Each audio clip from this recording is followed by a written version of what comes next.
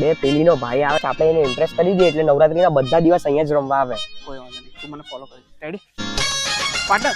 તું છે ને તું તે સ્ટેજ ત્યાં બનાવજે અને આપણે છે ને 15,000 માણસોની કેપેસિટી છે, પણ આપણે 7,000 લોકોને એન્ટ્રી આપવાની છે. કેમ? લેગ સ્પેસ ગરબા ફરવા માટે જોશે કે નહીં એટલે.